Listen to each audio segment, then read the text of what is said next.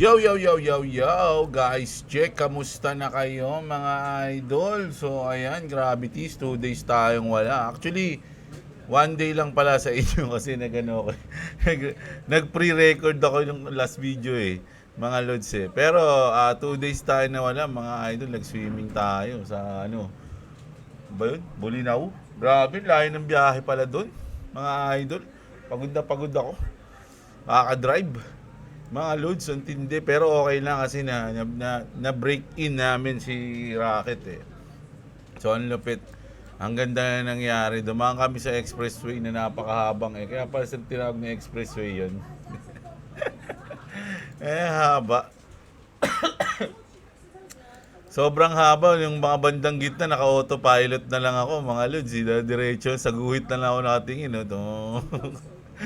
Parang zombie nagdadrive Ang lupit So, ayun, antindi. Nasishare ko lang sa inyo.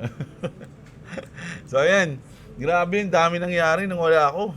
Mga Lodi. Pero nung huling video ko, tama yung sinabi ko.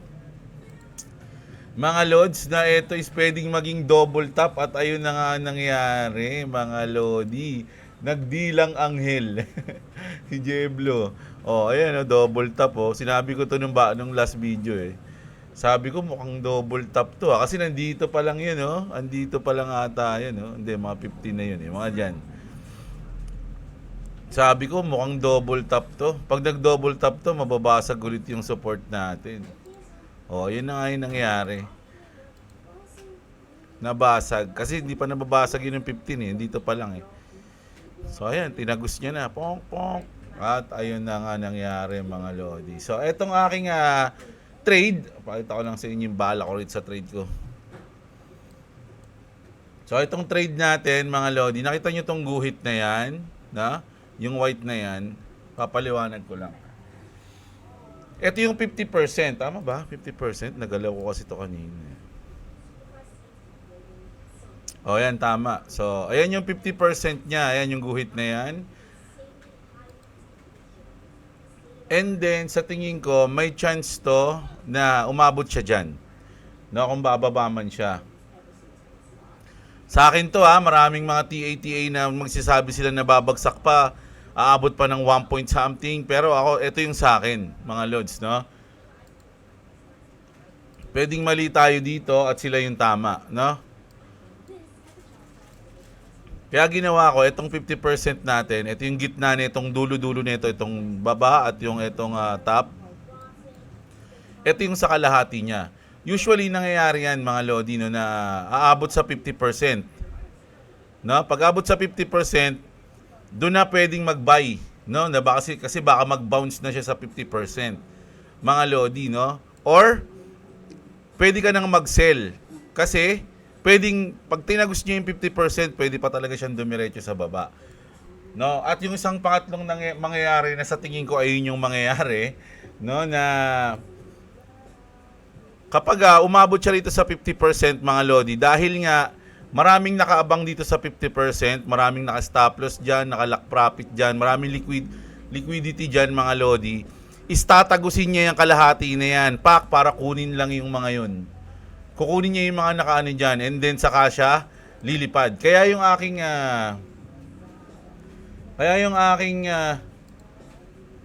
stop loss o yung lock profit natin, binaba ko ng konti sa 50%, So, iniisip ko kasi babasagin niya yan tapos lilipad na siya ng gano'n. Tatagusin niya lang yan, kukunin niya yung liquidity dito.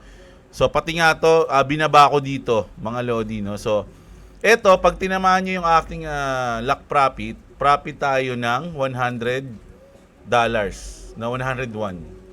$101 yung ating pwedeng ma-profit dyan.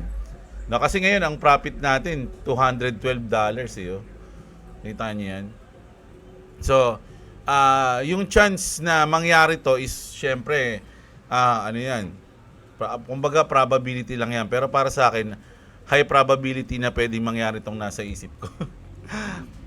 Nasa isip ko, So, ayun yung nilagay ko dito. Nandito ako sa kalahati, lampas kalahati tayo.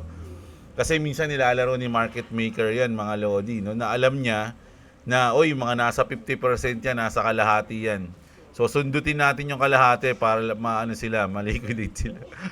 Tak. So, kailangan ready tayo doon. Hanggang dito lang. So, pwede niyang sundutin yan. Tapos, kailangan din naabutin yung ating stop loss dito. Pero once na inaabot na yung stop loss natin, goods na din yun kasi baka ang mangyari talaga dyan, once na inaabot yan, is dumiretso na siya pababa. No, hindi na natin nahabulin yan. At least profit na tayo ng $100. Ganun na lang yun, mga Lodi, no? Kasi iba sabihin, ba't di ka na mag-profit ngayon? $200 na. Sayang kasi po, sa akin, sa bagay, sa akin lang yun. Sayang kasi, kung mangyari yung iniisip natin, so baka bumalik siya, o di hindi lang $100 yung $200 yung makukuha natin, baka lumampas pa. Baka ayun na yung pinaka-bounce niya kasi, di ba? So, ayun yung nasa isip ko. Kanya-kanya tayong trip, mga idol, no? So, ayun lang yun, no? So, ayun yung update ko dito sa ating trade. Sa ngayon, no? 11,000. Nag-17,000 na to, eh. Nung nandito, mga idol, no? Nag-17 na yan. Pero, syempre, buhay trader, ganun talaga, no? Nagre-risk tayo ng chances, mga idol. So, ayun yung sa akin yan, ha?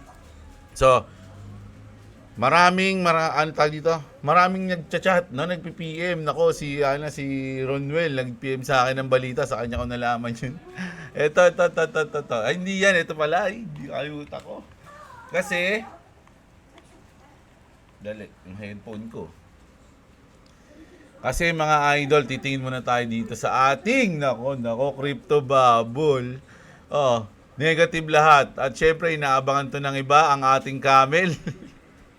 Dahil mga duguan tayo, kailangan nating marinig ang ating sariling thoughts. Ito yung thoughts natin lahat, mga idol.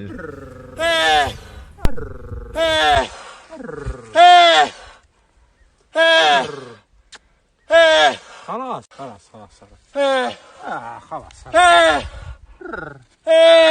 كلش اوكي. Ayun na. Narinig nyo na yung mga sariling thoughts nyo o yung boses ng portfolio nyo. Ayun na yung boses ng portfolio nyo, mga Lodi, ha. Pag tinanong ka ng kapitbahay ng tropa mo, kamusta portfolio, mga idol? Ano? Kamusta yung pang-trade sa crypto?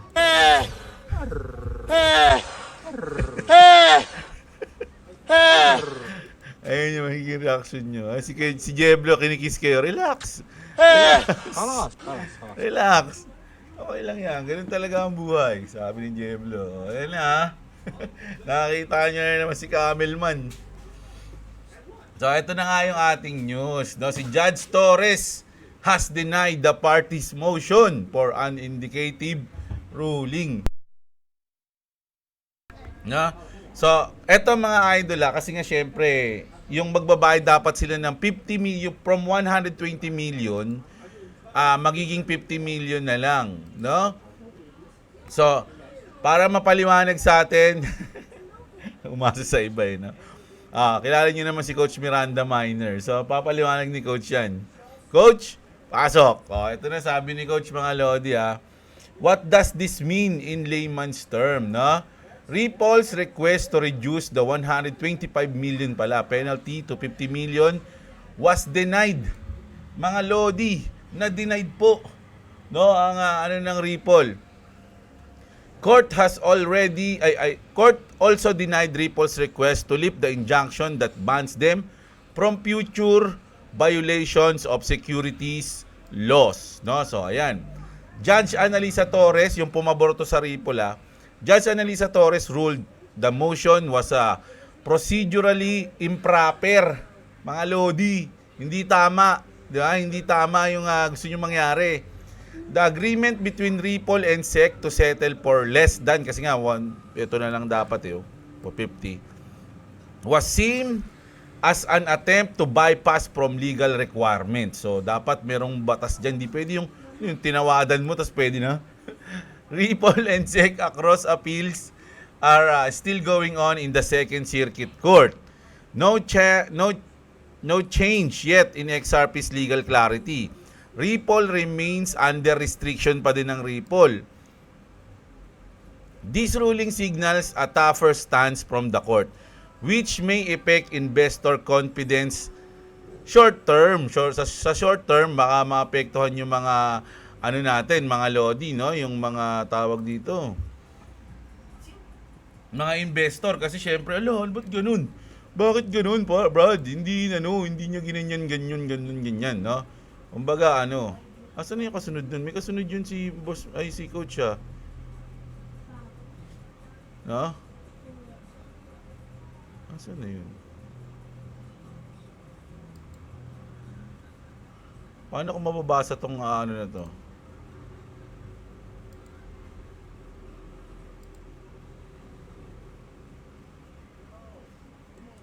Wala.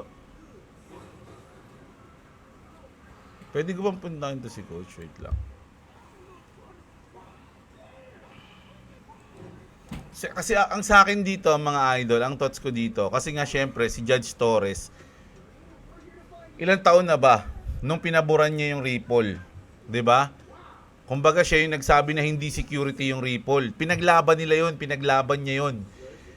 Kumbaga, ang daming papers, ang daming pag-aaral para lang sabihin niya yun, mga lodi, no? Yung para pumabor siya sa Ripple at sa XRP o sa Ripple na lang.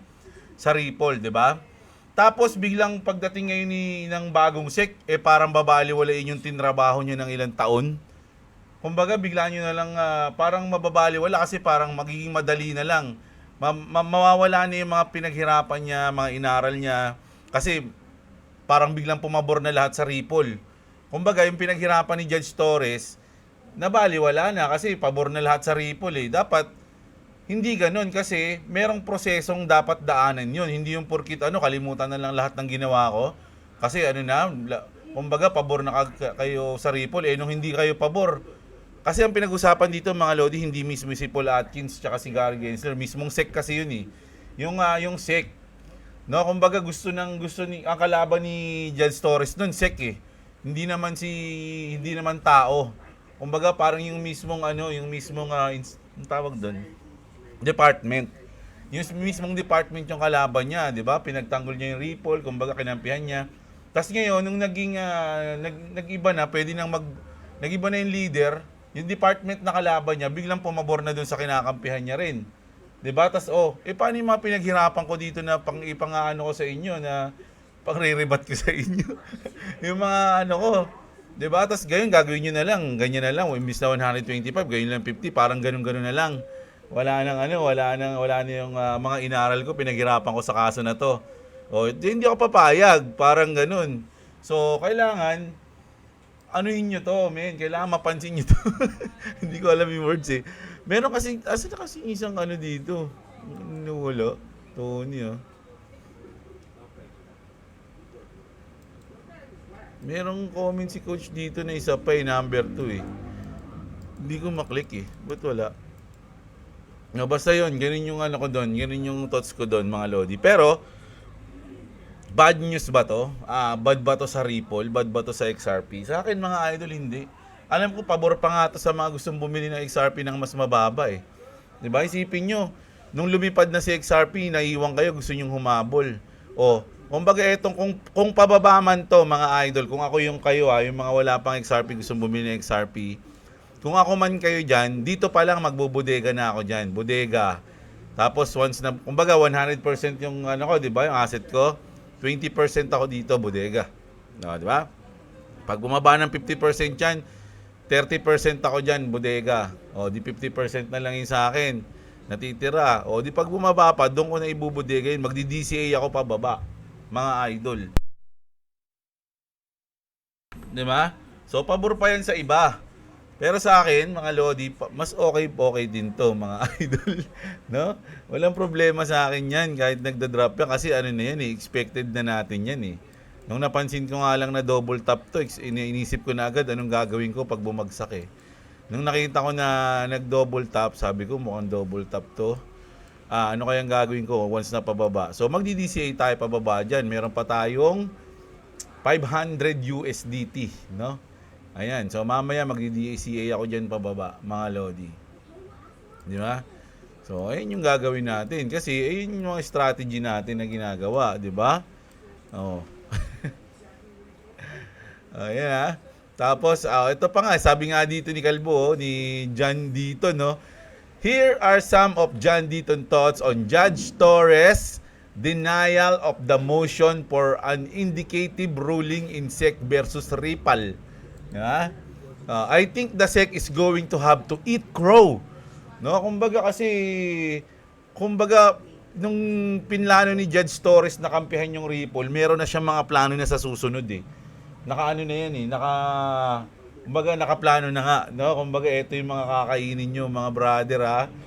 Itong pinag-aralan ko to, yari kayo sa akin, kumbaga kinalaban nyo. Kumbaga yung sa kaso ng Ripple tsaka ng SEC, si Judge Torres, naka-ready na yung mga ano niya dyan, pambato niya dyan. So, nung biglang nagbago yung namumuno sa SEC, paano niya magagawa yung mga ni-ready niyang panggera? Di ba? Bigla nyo nalang papaboran din yung Ripple. Hindi pwede. Saluhin nyo lahat to. Parang ganun, mga lodi. I think the SEC is going to have to eat crow. I think they're going to have to fall on their sword. Ayan, grabe imagination ni John Deaton dito no, mga lodi. So, ayun yung sinabi niya dyan. Siyempre, either way, mga lodi, easy lang, mga lods. No? At hindi masyadong negative yan sa Ripple. Sabi nga ni Extrabad, kung pinanood niyo si Extrabad, kung ang Bitcoin bumagsak, mga lodi, magda-drop talaga si XRP No? Kaya lang, pansinin niyo mga lodi nung wala natin.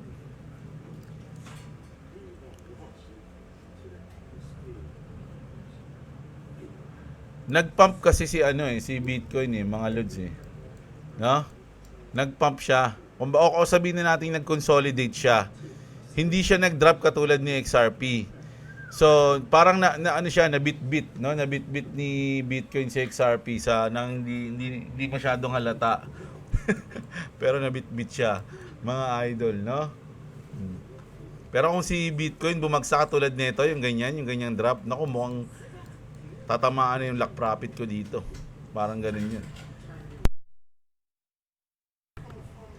Diba? So, si John Deaton, wala naman, para sa akin, mga lodi, okay lang yun. Naglalaro lang yung mga yan Mga lods Kumbaga, wag ka lang magpapa-shake out.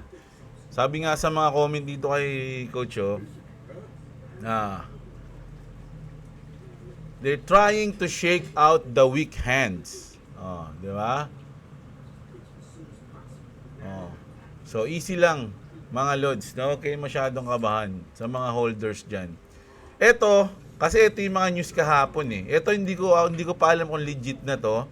Sabi kasi dito ngayon lang to, SEC has announced Ripple has accepted their settlement offer for XRP. Final conclusion to take place on May 19. May 19 which is ngayon, kailan ba ngayon? 17 pa lang ngayon. Monday. Sa Monday, mga lodi, marami rin ako nakikitang balita na sa May 19 may malupit na mangyayari sa Ripple. Mga idol, dun din yung mga ETF, mga lods, no? Ano ba meron sa May 19? Check nga natin to. Copy. Ayan, copy.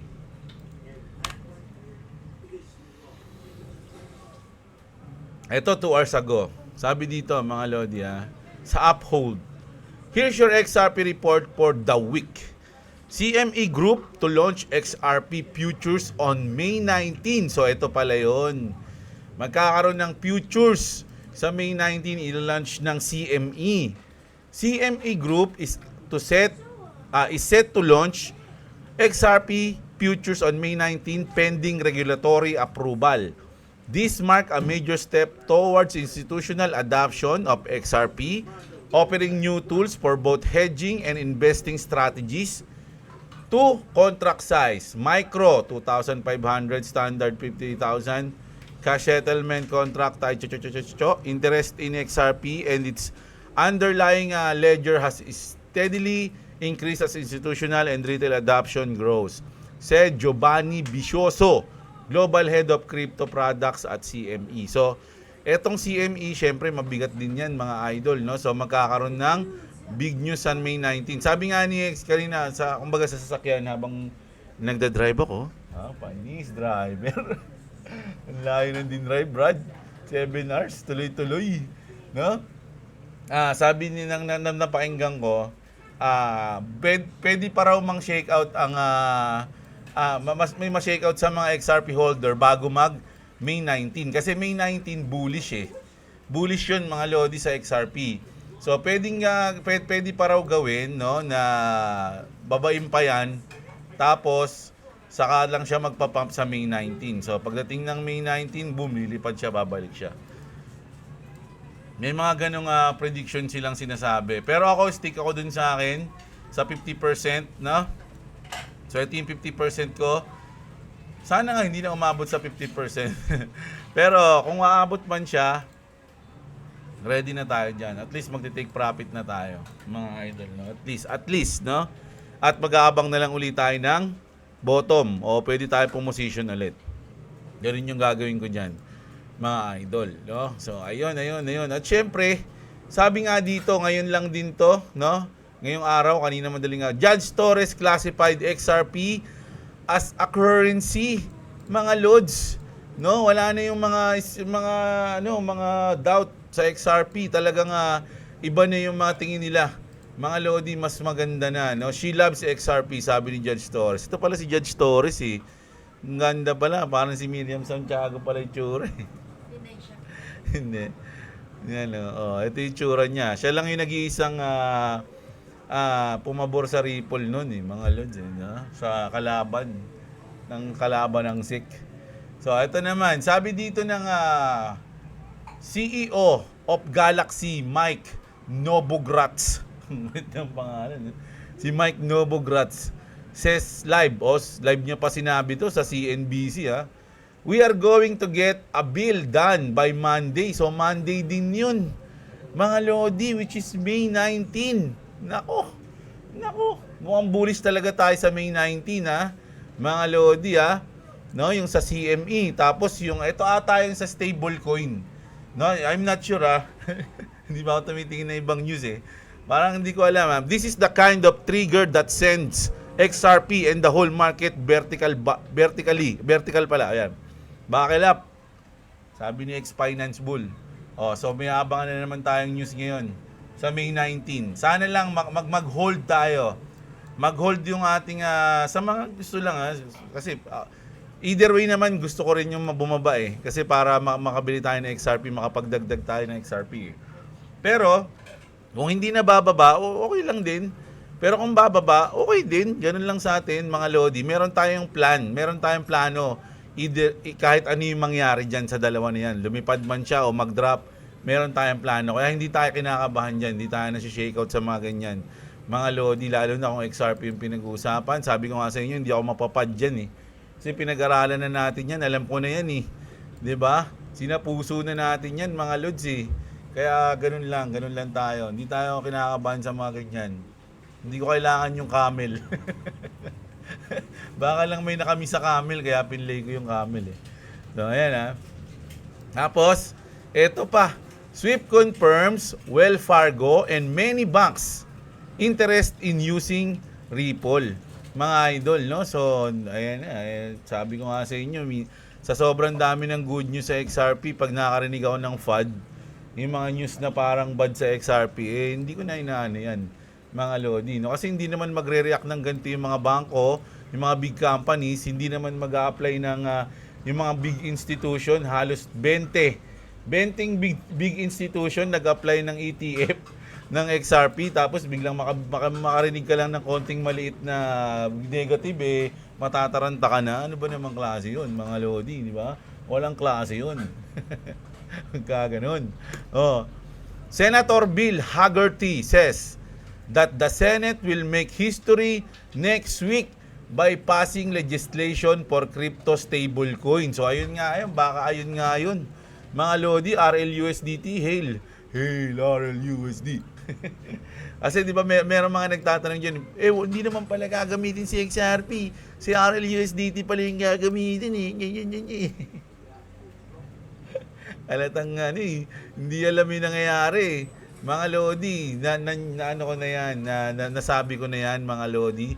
Nag-play pa tayo ng video kung paano natin in-explain doon na na XRP pa rin yung magiging bridge. The bridge, no? So, gagamitin mo ang truck. Kunyari, magdi-deliver ka. Gagamitin mo ng truck, yung RLUSDT, halimbawa, yun yung truck. Tapos, dalagay mo na din yung mga asset o kung ano man yung mga pinakamalapit mong kargamento. O, di ba? Yung mga epektos mo nandun. Sa truck na yun, nakalagay mga epektos. Di ba? Saan ka dadaan ngayon? Pero ang truck mo yung RLUSD, siya yung magdadala. Saan ka dadaan? Wala kang dadaanan. Ang pinakadadaanan mo, ang bridge mo, is yung XRP. So, ganun ka-importante si XRP, no, sa transaction, mga idol. Kaya huwag niyo sabihin na, si RLUSDT pala, USDT tuloy. Dahil ko nasabi si RLUSD pala yung gagamitin, hindi naman si XRP. Siya nga yung gagamitin, pero ang dadaanan mo, si XRP, mga lodi. Doon ang dadaan para ma-deliver mo mga epektos. May mga epektos natin dyan, no? Ito naman. Kasi tapos na tayo sa XRP. Ito na tayo. Last news na natin muna to. Sa Bitcoin, no? Analyst APSK32 says Bitcoin could hit 200,000+ by year-end, citing its historical lag behind gold, no? So marami pa ring nag-expect na aabot tayo ng 200-something+ thousand sa Bitcoin, which is para sa atin syempre good yan. Marami nagsasabi, hindi, pag XRP army ka, ayaw mo naman ng Bitcoin eh. Pag Bitcoin maxi ka, ayaw mo naman ng XRP eh. Siguro may mga ganun, pero meron ding parehas mahal yan, mga lodi, no? Parehas gusto yan, no? Ako gusto ko rin ng Bitcoin, kaya lang hindi ko pa siya kayang bilhin. Ayun yung pinaka-unfortunately doon eh. Unfortunately, hindi pa natin siya kayang bilhin. So, pero goods na goods natin yan. Si Ragnar, may sticker ng Bitcoin yun.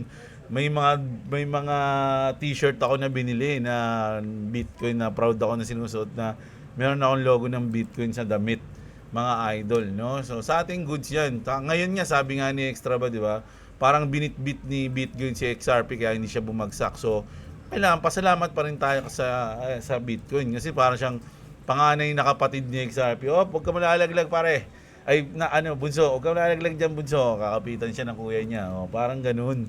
Di ba? Huwag niyong paggawain masyado yung XRP at Bitcoin kasi dapat hindi sila nag-aaway. Parang yan. Magtutulungan yan sa future. Sila yung magiging futures, no? Futures money. Parang ganun. O, futures gold. Hindi ko masabi kung ano eh. Basta ganun, di ba? So, mga lodi, maglalaba pa ako ng mga ginamit namin kahapon. Babawi ako mamayang gabi. Mamayang gabi, mag-news na ulit tayo, mga lodi. 2 videos a day na ulit tayo. So, ngayon, binati ko lang ulit kayo, kinamusta ko lang ulit kayo, mga lodi, kung kamusta na kayo dyan. Mamaya, follow nyo ako sa Facebook ko para makita nyo yung mga ipopost ko mga picture swimming namin, no? O, ayan mga lodi, kita-kits tayo mamaya ulit. Pasensya na, medyo nakinulang tayo mga na last day kasi nga, syempre, alam nyo naman, maganda pa-chill-chill muna tayo. So ayun, kita-kits tayo mamaya, mga lodi. Like nyo yung video natin, huwag nyo kalimutang i-like, like, yan. Pag di nyo ni-like yan, di ako mag-upload mamaya. So ayun, kita-kits tayo mamaya. Magandang araw sa inyo, mga kapatid. At What's up? Subscribe to Jeblo. Like Jeblo said, if you're not subscribed to me, or maybe like, I'll not upload. So like and subscribe to me, or else I'm not gonna upload like Jeblo said. So like and subscribe to me and Jeblo. If you don't, I will not upload.